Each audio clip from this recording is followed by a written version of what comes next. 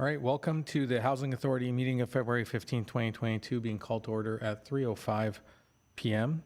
To help slow the transmission of COVID-19 and to protect the health and safety of the community, City Council, as well as Housing Authority and all boards and commission meetings, will continue to be closed to the public for in-person attendance.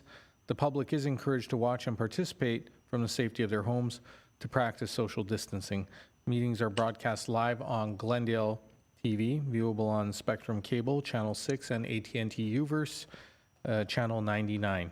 Meetings are also streamed live in high definition on the city's webpage, glendaleca.gov/live, on youtube.com/myglendale, and on Apple TV, Roku, and Amazon Fire devices using a free app called ScreenWeave and choosing Glendale TV from the menu. For public comments and questions during the meeting, call 818-937-8100. Public comments on a specific agenda item will be taken when the agenda item is discussed. With that, may we have roll call?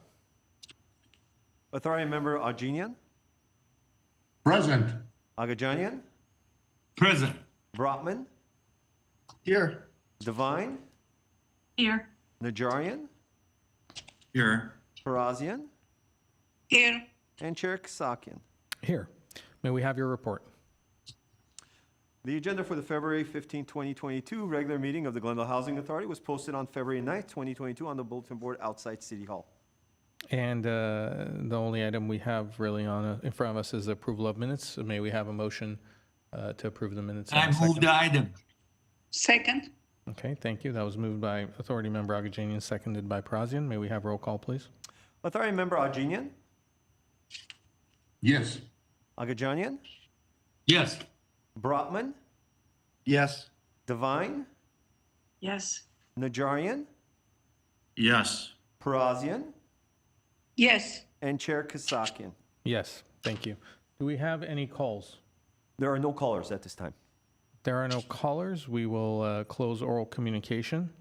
And seeing as there is nothing on the business agenda, I'll ask my colleagues and staff whether there's any authority member or staff comments. Does anyone have any comments or anything they'd like to address?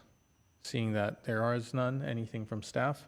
Okay, with that, I'll entertain a motion to adjourn. Move to adjourn. Is there a second? Second. Thank you. We stand adjourned. Madam Mayor, I'll turn it over to you. Thank you.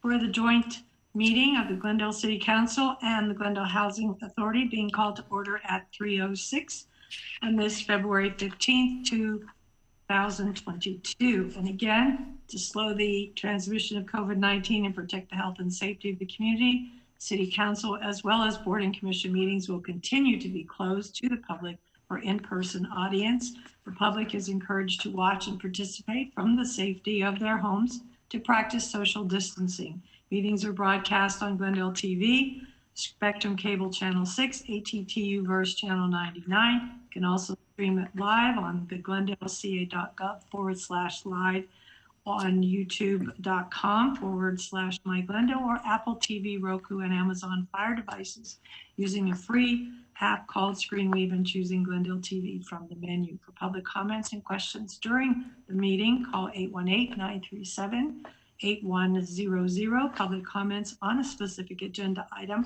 will be taken when that agenda item is discussed. May we have roll call for City Council, please? Council Member Agajanian, Present. Brotman, Here. Kasakian, Here. Najarian, Here. Mayor Devine. Here. For housing? Authority Member Ajinian, Present. Agajanian, Present. Brotman, Here.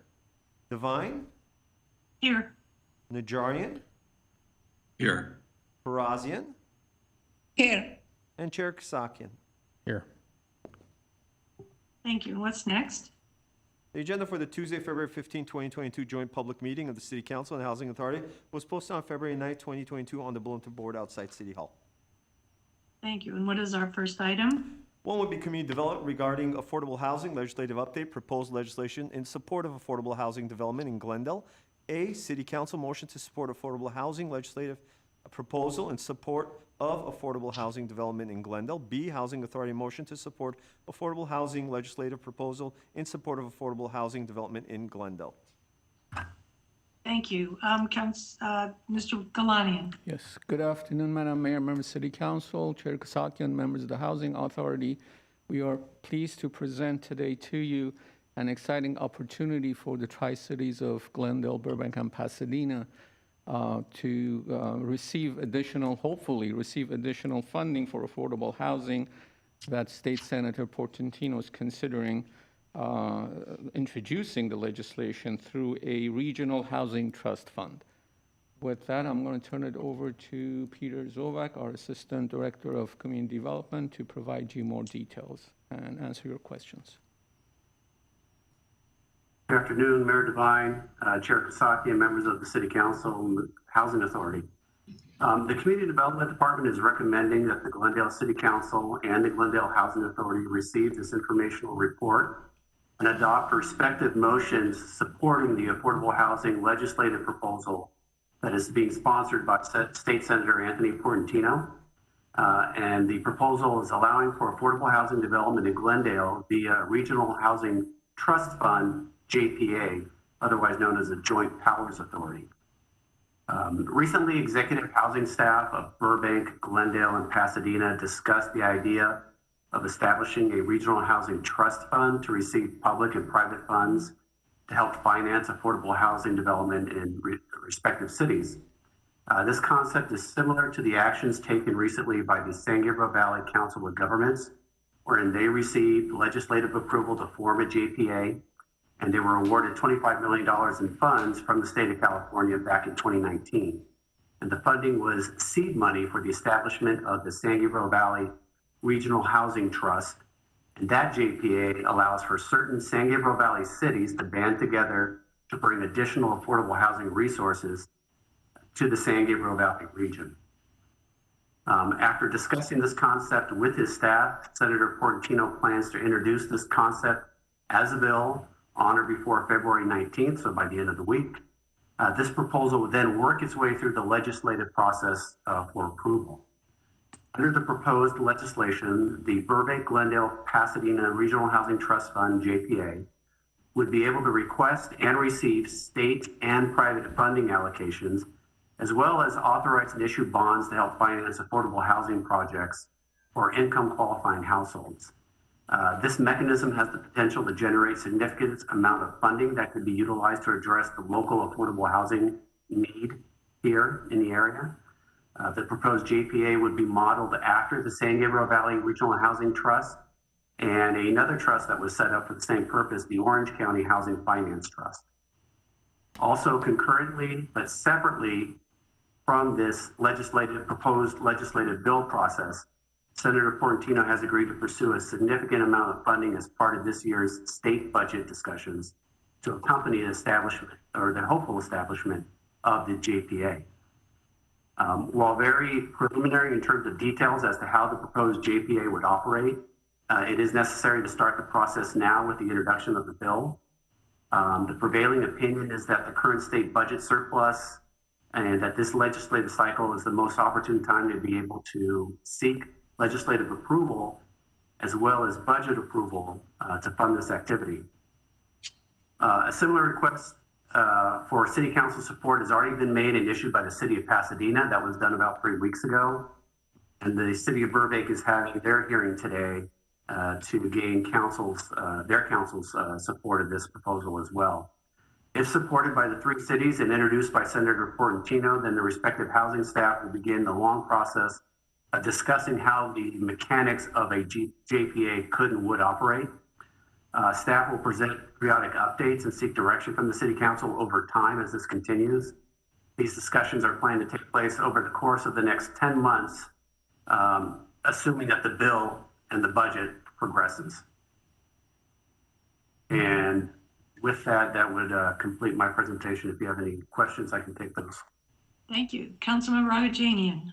I don't have question. I spoke to Mr. Zovak. He's on top of this issue. I'm very happy that if we can get 25 million, along with other cities, My worries is that somehow if we are getting money for the 3 cities, I want to be on the record that should be divided based on population.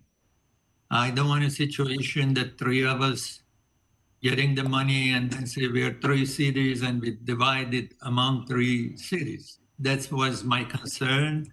Mr. Zovak apparently is on top of it. You know, these things, it takes a long time to come to a fruition. So I just wanted to be on the record to mention this here. Thank you. Thank you. Anyone else? Madam Councilmember Mayor. Brotman, go ahead. Yeah, first of all, thanks to staff for generating this idea and bringing it to Senator Portantino, and also thanks to Senator Portantino. I don't know if he's listening, but you know, it's this would be a great coup if we could get this. And the only comment I have is just something I just want to put out there, and I don't know if this is even a direction we want to go in, but we do have that existing Arroyo Verdugo Communities Joint Powers Authority, which includes 5 jurisdictions, right? It's the Tri-Cities, or is it 6? The Tri-Cities, South Pasadena, La Cañada, Flint Ridge, and LA County, a portion of LA County. And that already exists, and you know, we do regional work on transportation. So maybe, I know we don't want to maybe complicate things up front, but as the bill goes through the process, you know, we might want to think about having it be aligned with that same group of cities that we already work together with pretty well. But I don't have a strong feeling one way or the other. I will say, though, that I did some research on that issue, and the cities of La Cañada, South Pasadena are already members of the San Gabriel Valley Regional Housing Trust, JPA, as part of the San Gabriel Valley COG. Oh, are they? Okay. So, but there has to be, I think the point is that once we start those discussions, there may have to be a discussion about a mechanism for whether or not to allow other agencies that might want to join later on, and how that could be handled. Certainly that's something we can look at. okay. Any other comments, questions? Question, Madam. Go ahead, Councilmember Najarian. So Peter, does, you know, speaking of La Cañada, do they know what affordable housing is? And I'm serious. Have they built any affordable housing in the last 10 years? I'm not aware of it. That's not to say that there hasn't been any development. And as I said, I do know they're part of the newly San Gabriel Valley Regional Housing Trust. And whether or not they've taken advantage of it yet, I'm not sure. I mean, they don't even allow multifamily housing at market rate, let alone affordable housing. So, you know, along those lines, how is Burbank? Is Burbank in the same league as we are in terms of commitment to affordable housing? Because I don't want to get thrown in with a, you know, affordable housing denier. Yeah. Well, in some of the discussions that we've had with Senator Portantino and some of the actual draft language in the bill, we do make a distinction for the 3 cities that are part of this proposal. Burbank, Pasadena, and Glendale, we all have our own housing authority. We all administer federal Section 8 program. We all have active affordable housing projects and portfolio, and some larger than others, you know, granted, and that, but we do, and Pasadena and Glendale are the only 2 city agencies with a continuum of care as well. And so we do make those distinctions and arguments saying that's why we think we are different from the rest of the region and would like to form this trust fund, JPA. And you know, and it's all a matter of finances and ability and staffing and policy and desire as well. So I would say that all 3 agencies do have an interest, and some are more active than others, but certainly the most active in the immediate area are the 3 cities. Thank you, Madam Mayor. Okay, thank you. Anyone else? I just want to make sure, Mr. Zovac, that specific criteria for the distribution of these funds is taken into consideration if and when this JPA it comes to fruition, because I can right away see other cities, just like when we pass these bond issues and we end up getting just a small portion and LA gets a big portion. I just want to make sure that we get our fair share of funding if and when. Now, the San Gabriel Valley COG has a JPA. Is it active right now, or is that waiting for legislation? No, their Regional Housing Trust Fund is active and has been active since, I think, 2020. Oh. So they do have some projects that they are funding to some of the small San Gabriel Valley cities. A good portion of them, I think, are homeless programs and projects that they're funding. Any issues on distribution or lack thereof? We haven't had that discussion with them yet, but as council has noted, and I've taken note as well and discussed with the staff of Pasadena and Burbank, there are concerns about how we can distribute and disperse that money. And not only that, but just, if we do get a significant amount of money, how we're going to do some fund management and the policies and procedures we would have in place to protect that money, and whether or not it should be invested to try and generate more revenue and how that's done. So it is a very big undertaking that will require a lot of work over the course of the next 10 months if the bill progresses, and we think it's going to be going somewhere. Madam Mayor? Okay. Yes, Councilmember Kasakian? Yeah, I was going to, in fact, I have asked very similar questions to what you just asked, to make sure that Glendale does receive its fair share, however we buy into this. Conceptually, I think the idea is a good one because it's going to put more money on the table for affordable housing that wouldn't have been there otherwise. Specifically, it may not be able to fund projects wholly, but in projects where we may have a gap in funding and we may need to close the gap, this can be funds that we can draw on that the state is going to be providing an injection for as well. So I'm supportive of it, but I share your concerns and I urge staff to study what has been done in San Gabriel and to ensure that Glendale's interests are protected. Thank you. I agree totally. Any other comments? Yes, I have one question. Yes. Peter, I understand there is no fiscal impact issues to the city, but has there been fiscal impact issues in the past? Well, there hasn't been a proposal like this in the past, so that hasn't been the case. And what we're asking simply right now is adoption of motions supporting those legislation. And with that, we will have a letter drafted and issued by both the chair and the mayor, sent along to Senator Portantino as he introduces the bill. Thank you. You're welcome. And I move the item. Thank you, Councilmember Ojanian. Do I have a second? Is that for Second. council or Roll housing call, authority? please. That's, I believe, for the council. Okay. For council. Now I move the item for the housing. That's fine. You did. It's fine. And seconded from council? I'll second it. Brotman did. Okay. So let's have roll call, please.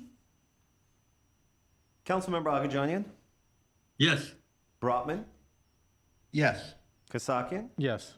Najarian, Yes. and Mayor Devine. Yes. Thank you. Now, do we have a second to Authority Member Agajanian's motion for housing? Second? Thank you. May we have roll call, please? Authority Member Agajanian, Yes.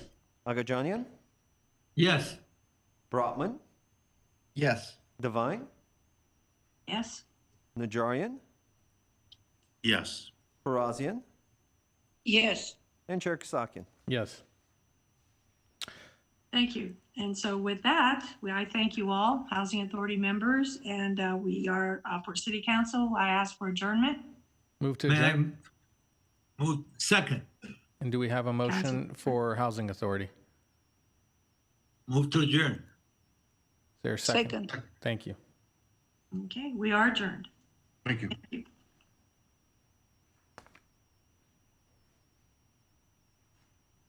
Okay.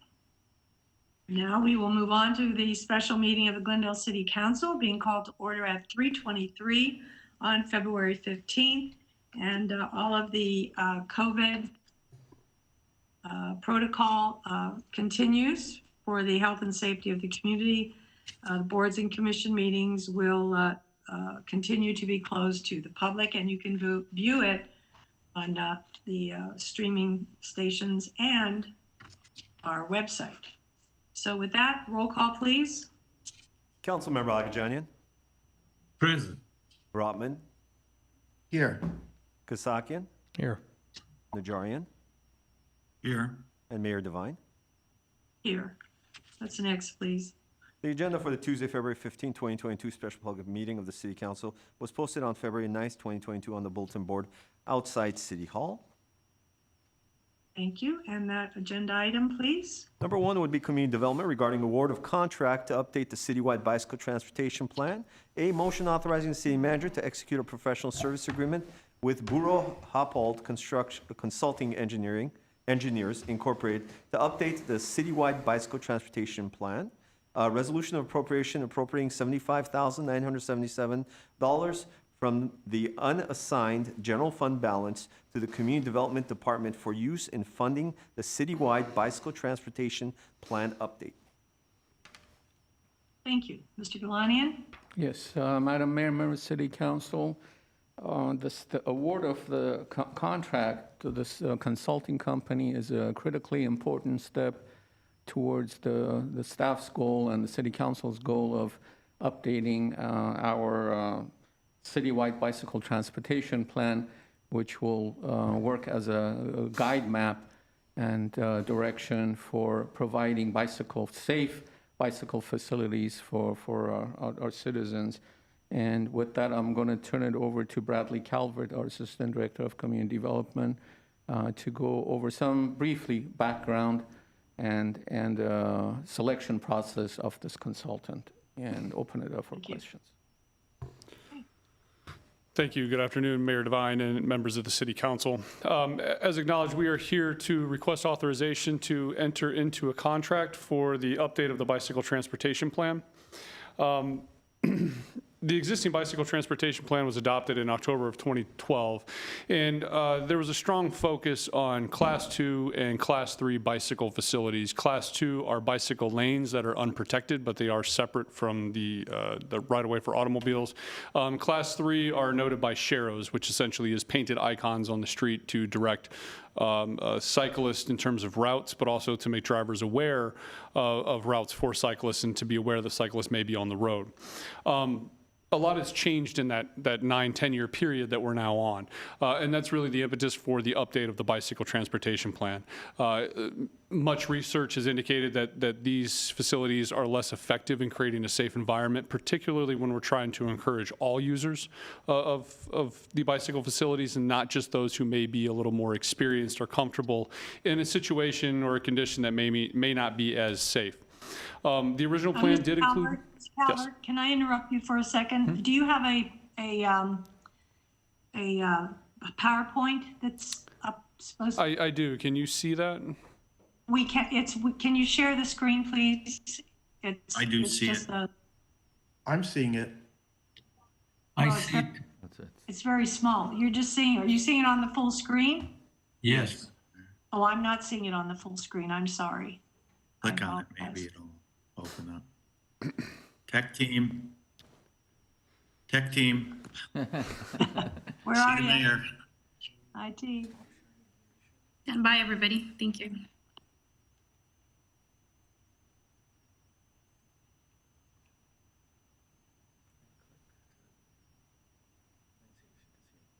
Can you see a full screen now, Mayor Devine? I cannot. But I see it on my computer and on TV also. I have a TV. I'm in the studio, so I see it. Well, let me put my TV on and let me do that. That'll make it easier for everyone. Hold on. I'll get with you in a second.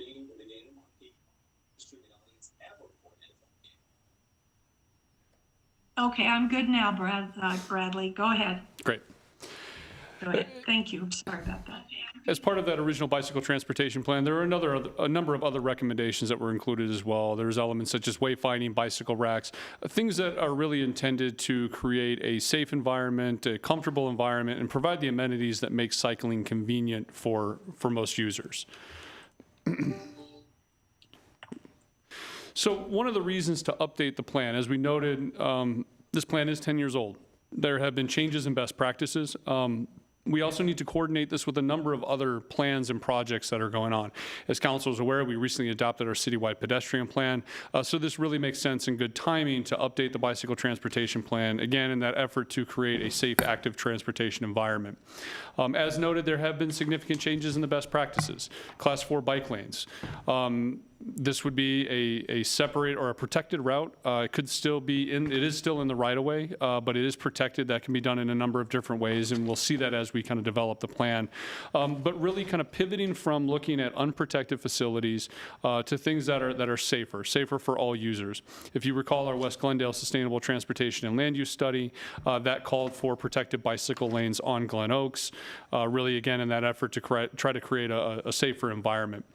This plan will also seek to integrate with a number of other mobility projects. As mentioned, the West Glendale Sustainable Transportation and Land Use Study is going forward.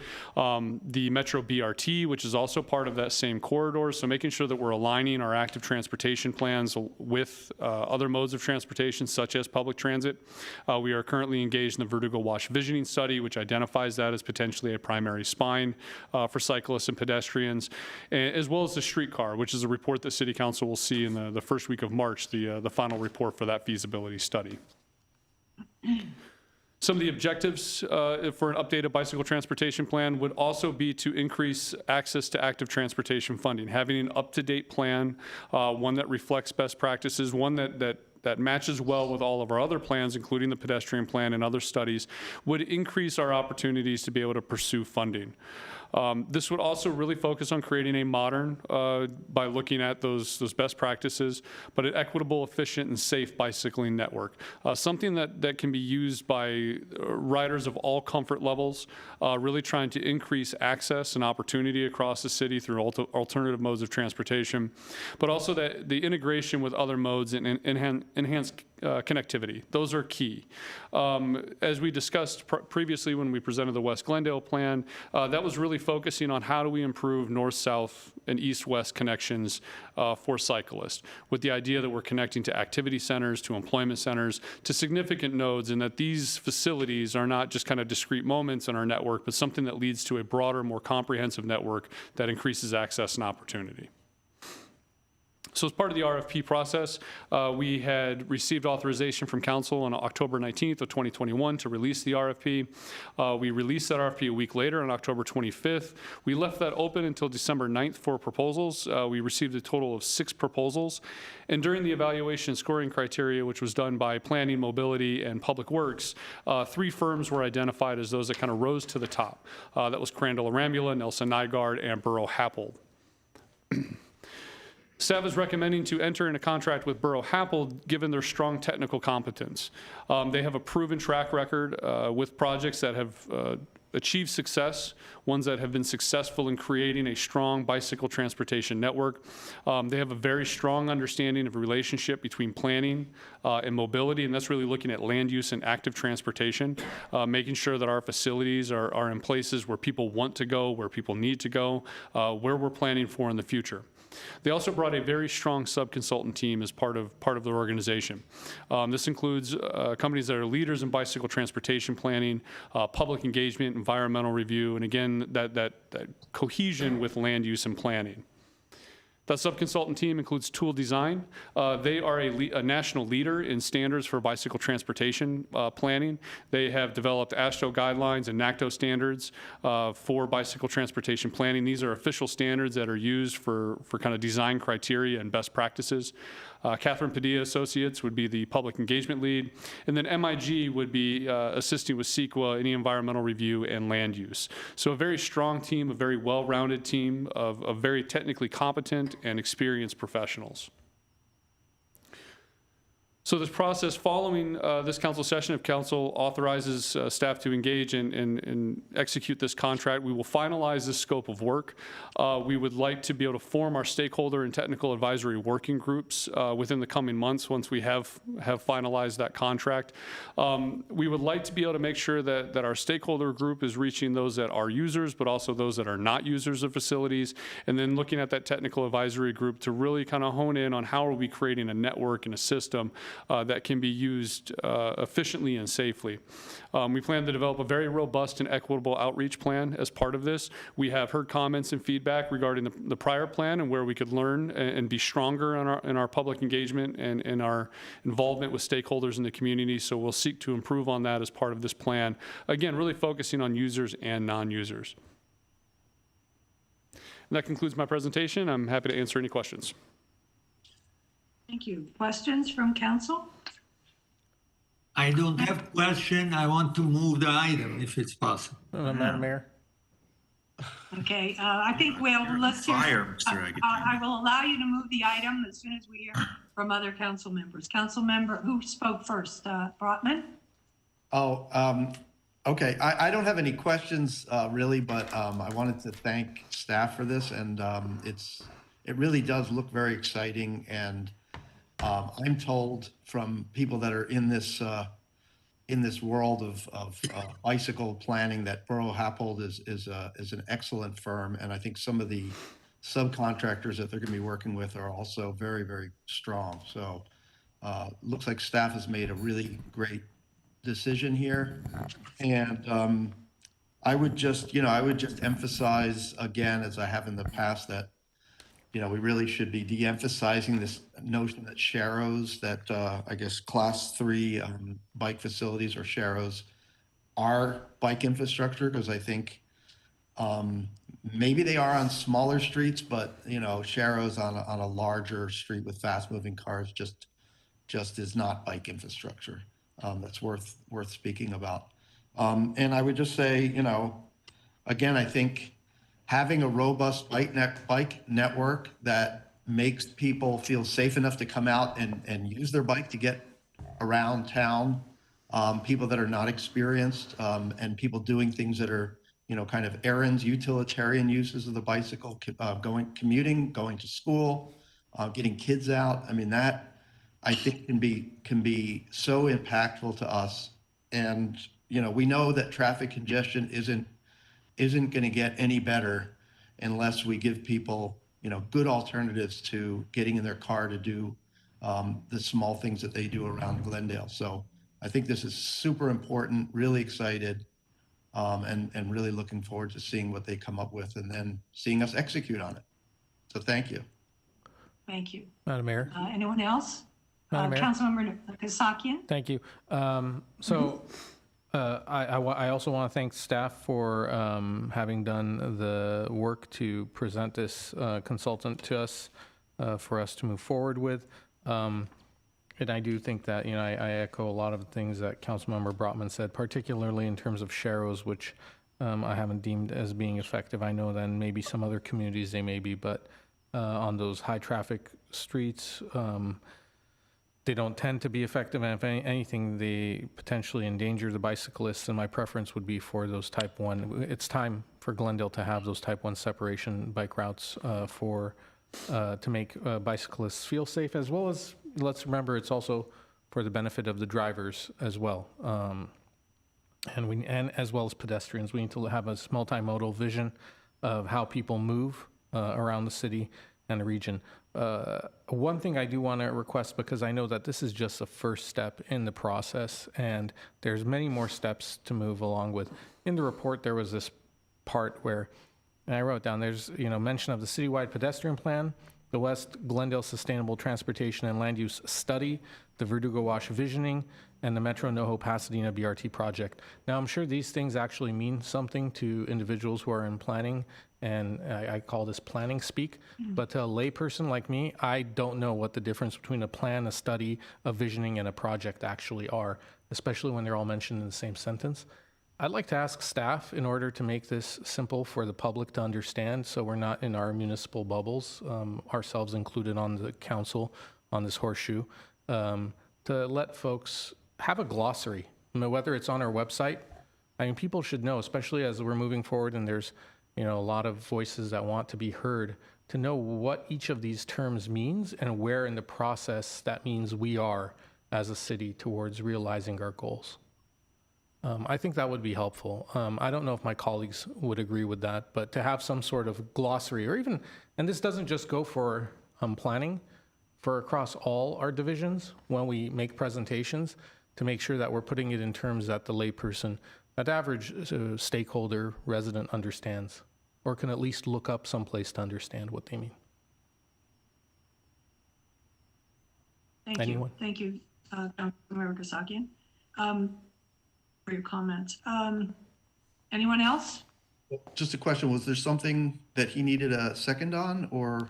Well, I don't know if that's just direction that staff can take and incorporate, or if anyone, or if it does need a second. To staff. Madam Mayor, member of City Council, we don't need a second. We can just change that routinely. Okay. Thank you. Okay, good job, Mr. Calvert and staff. And Mr. Calvert, you're a biker, aren't you? A cyclist? Occasionally. My brakes are broken right now, so it's been a little while. Okay, well, I was going to say that I was glad to have you at the helm of this, since you have some experience. I think one of the most important parts of this whole project, this whole plan, is the outreach, and I know that you realize the importance of that. And so let's make sure that the outreach is strong and enough that we reach as many residents who bike, who cycle, and who don't cycle, so that we get a good idea of what people want and what they think is important. When was this last updated? Well, the plan was originally adopted in 2012. 2012. So it's time, past time. Okay, very good. I think we have a motion from Councilmember Agajanian. Do we have a second? I'll second. I'll second it. Councilmember Brotman. Roll call. Councilmember Agajanian, Yes. Brotman, Yes. Kasakian, Yes. Najarian, Yes. Mayor Devine. Yes. And what's next, please? Next would be adjournment. Thank Motion you. to adjourn. Adjourn. Second. And we have a second from Mr. Kasakian, and we are adjourned at 3:41. Thank you. Moving on to City Council. Madam Mayor, we don't have closed session today. Oh, we don't? No. Oh, you're right. Okay, then we are adjourned for the afternoon, and we'll see you all at 6. See you at 6. Thank you.